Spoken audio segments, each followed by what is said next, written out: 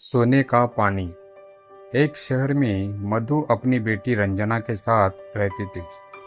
मधु के पति का देहांत हो चुका था। वह लोगों के घरों में काम करती थी।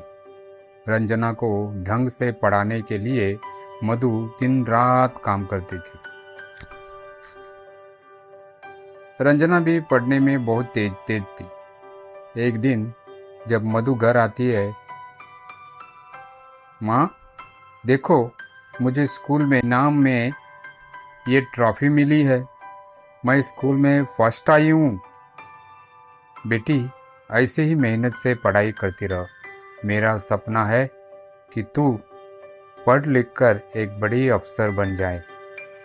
लेकिन माँ, मैं अभी केवल छठी क्लास में हूँ। उसमें तो बहुत समय लगेगा। कोई बात नहीं बेटा, मैं बहुत मेहनत करके तुझे पढ़ाऊँगी। तू चिंता मत कर, बस मन लगाकर पढ़। इसी तरह समय बीत रहा था।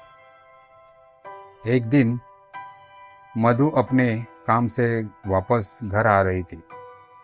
तभी रास्ते में उसे एक लकड़ी का बक्सा पड़ा दिखा। पहले तो मधु आगे बढ़ गई,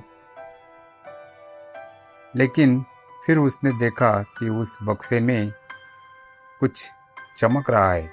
मधु ने डरते डरते वह बक्सा खोला तो उसमें बहुत सारे सोने के जेवर थे। मधु को अपनी आंखों पर विश्वास नहीं हुआ। वह इधर उधर देखने लगी, लेकिन वहाँ कोई नहीं था। मधु बक्से को उठाकर घर ले आई। देख बेटी, तुझे मुझे क्या मिला है? इतने सारे जेवर। अब हमें कभी पैसों की कमी नहीं होगी। माँ, ये कहाँ से आए? बेटी, यह लगता है भगवान जी ने हमारे दुखों को दूर करने के लिए भेजे हैं। लेकिन तू इसके बारे में किसी से कुछ मत कहना। मधु बक्से को संभालकर छुपा कर रख देती है। अगले दिन उस बक्से में से एक अंगूठी निकालकर बाजार में एक सुनार की दुकान पर बेचने जाती है। भैया, मुझे ये अंगूठी बेचनी है। सुनार उस अंगूठी को लेकर उसकी जांच करता है।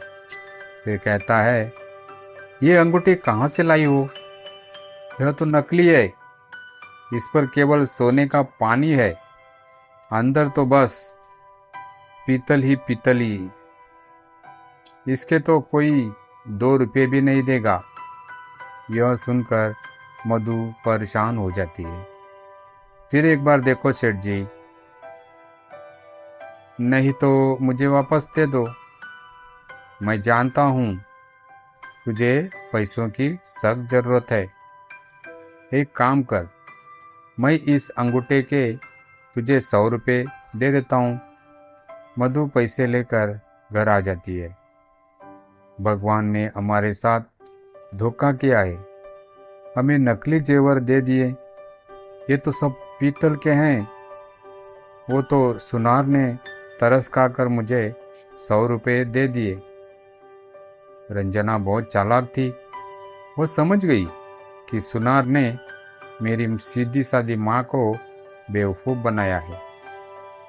माँ, तुम एक काम करो, सुनार के पास ले चलो।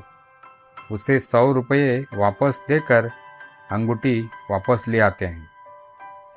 मधु मना कर रही, लेकिन रंजना उसे लेकर सुनार की दुकान पर पहुंच गई। सेठ जी, वो अंगूठी मेरी सास की थी। वो अब झगड़ा कर रही है। आप अपने 100 रुपये ले लो और अंगूठी वापस कर दो। अरे, उस पीतल की अंगूठी का क्या करेगी? ये ले 100 रुपये और ले जा।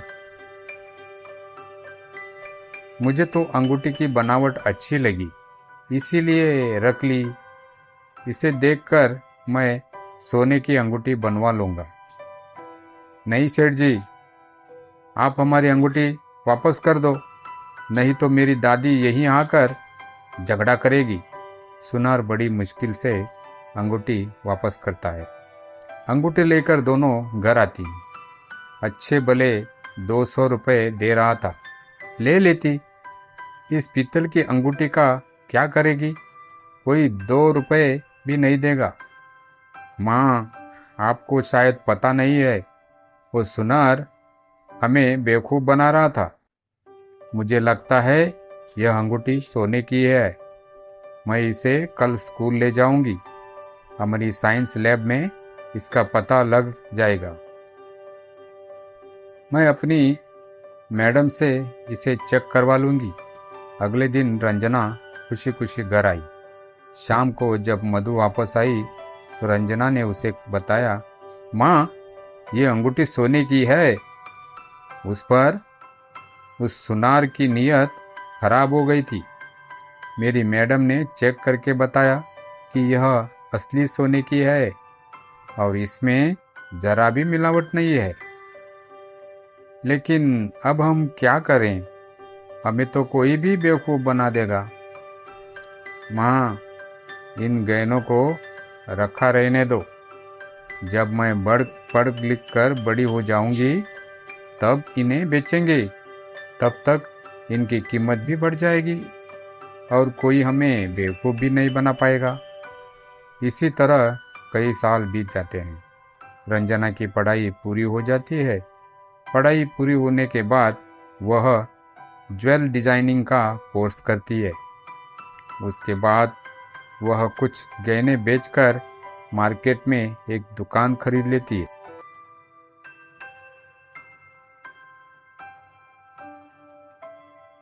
फिर दुकान के पिछले हिस्से में सोने के कारीगरों को नौकरी पर रख लेती है। उसके बाद इन गहनों को पिघलाकर सुंदर सुंदर गहने बनवाकर दुकान में सजा देती है। रंजना और उसकी माँ दोनों दुकान पर बैठ जाती। रंजना नए नए डिज़ाइन के गहने बनवाती, जिससे उसके गहने हाथों हाथ बिक जाते। कुछ ही दिनों में उसकी दुकान पर अच्छी चलने लगती है। एक दिन दुकान पर वही सुनार आता है। बेटी, क्या तुम मेरे लिए गहने डिज़ाइन कर देगी? मेरे दुकान पुराने डिज़ाइन के गहने कोई नहीं खरीदता। जी नहीं, आप सोने को पीतल के भाव में खरीद कर लोगों को बेवकूफ़ बनाते हो। हमें आपके साथ कोई काम नहीं करना है। नहीं नहीं बेटी, मैं ऐसा नहीं करता। सेठ जी, आप भूल गए। एक बार मैं आपकी दुकान पर आई थी। फिर रेखा ने सारी बात बता दी। बेटी, मेरे से गलती हो गई। मुझे माफ़ कर दो। मेरा सारा धंधा चौपट हो गया है। नहीं नहीं, आप चले जाइए। सुनार चुपचाप वापस चला जाता है। रंजना ने अपने काम को बहुत बढ़ा लिया। अब उसके शहर में कई शोरूम थे, जहां नए नए डिज़ाइन के गहने बिकते थे। धन्यवाद।